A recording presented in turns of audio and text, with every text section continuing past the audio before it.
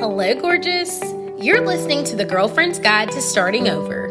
On this podcast, we talk about everything from dating and relationships to personal development. We also speak very candidly about the F word, and by that, I mean failure. So grab a pen, tag a friend, and let's talk about it. All of it. Undergoing, overcoming, and simply trying to make it through.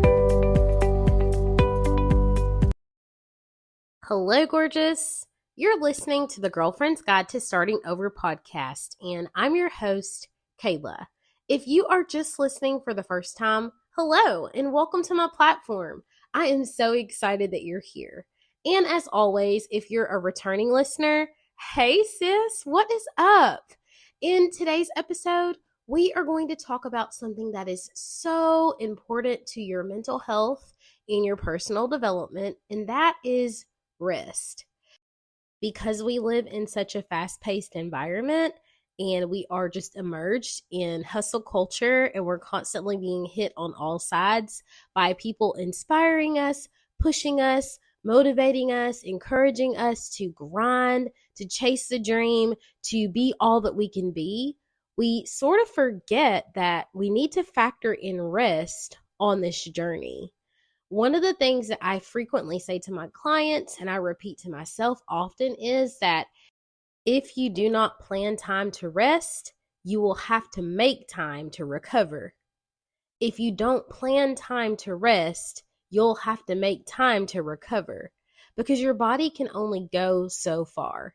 And so earlier, I guess a couple of episodes ago, we talked about time blocking, and I encouraged you to factor time in to relax, factor time in to wind down so that you can avoid being burnt out and overwhelmed and run down, and your body gets time to just really get rejuvenated from all of the things that you experience every day, and your mind gets time to recover. I'm going to share with you 3 things that I do to make sure that I get plenty of rest. I know I'm one of those voices that's a lighthouse in the dark, and I am motivating you and I am pushing you.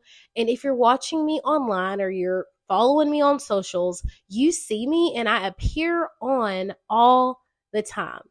Rest assured that I am getting plenty of rest. Sometimes it's a pre-recorded video. Sometimes it is a repurposed video. Sometimes it is content that I have thought about 3, 4, 5 weeks ago, and I'm just now getting an opportunity to get it out on paper and to share it with you. But I definitely make time to pour into myself, eat a well-balanced diet, make sure that I get to all my appointments, and do the things that are required to make sure that I'm at my tip-top best health at all times. So grab a pen and tag a friend and let's talk about it. First things first, set up do not disturb times on your phone. Set up those do not disturb times on your phone. At around 8:15 every night, my phone goes into sleep mode, which means that I do not get alerts from text messages. And most of the time, my notifications on my social media are silent, okay? And so setting up that do not disturb time allows me to focus on whatever it is that I want to focus on during those times. So from 8:15 p.m. to about 7:30 a.m., I don't get messages or alerts from my phone. I very rarely answer my phone after 9:30. And so that means that since my phone is not ringing, I am very intentional about who I am talking to during those time frames because my phone's not going to ring and I have to plan it. So I encourage you to set up do not disturb times. They do not have to be the same as mine, but it's always a good idea to have a cutoff and to set some boundaries around your phone usage.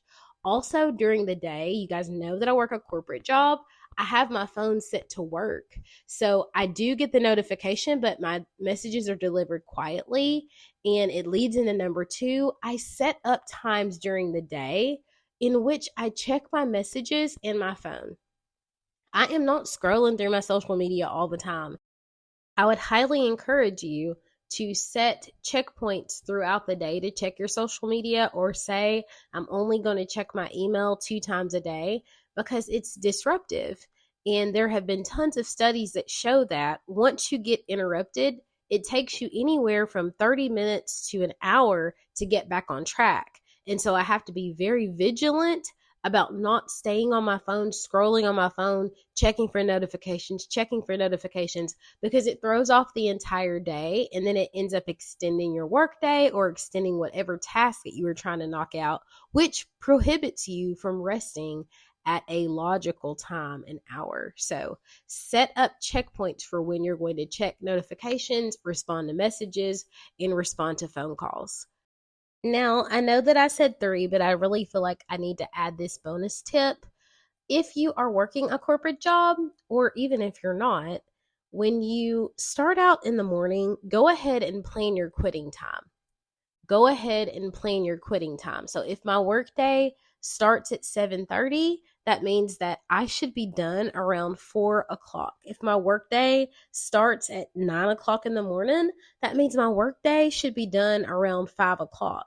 And if I'm leaving early, or if there's other obligations that I have, I plan my quitting time so that I'm aware and I can kind of look up throughout the day and see how much day I have left for productivity. It is so important that we stop stretching ourselves past the mark over and over and over and over. This is an example of making promises to ourselves and keeping them. Because remember, when we stretch ourselves past the promise keeping time, then we teach ourselves that we don't take ourselves seriously. And I'm not talking about, 5 more reps in the gym, or another half mile, or going a little bit harder with your posting or your messaging when you're reaching out to clients. I'm talking about when it comes to cutting off the overexertion, when it comes to embracing rest, when it comes to allowing yourself some downtime. Plan your quitting time from the very beginning before you even get started. All right, so let's wrap it up lastly with tip number 3, and that is develop a wind down routine, a nighttime routine. Start training your body to sleep, to rest. And I'm not just talking about lighting some candles and getting in the bed, because you could totally get in the bed and scroll for another 2.5, 3 hours, watch movies on Netflix, on your laptop.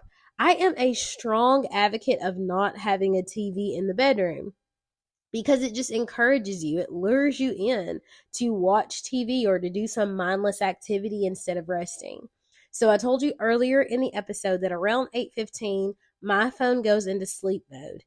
By 8:30, I am typically sipping a green tea or a sleepy time tea.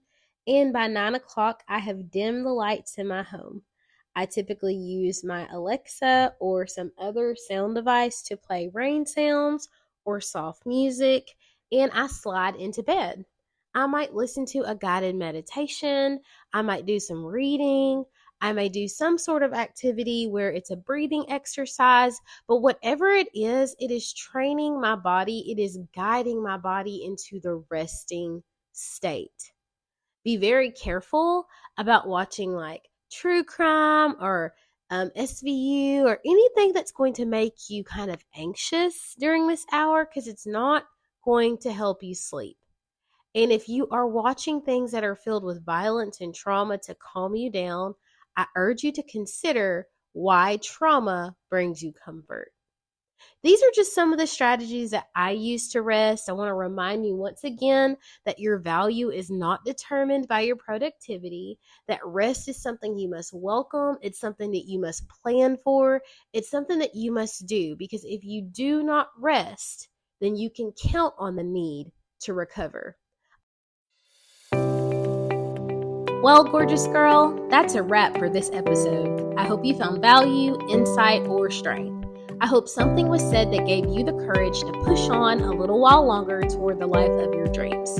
If you felt motivated during this segment, screenshot this and throw it in your stories and tag me on social. That way we can keep the message going. Have an excellent day on purpose, and we, girl, will talk in the next one.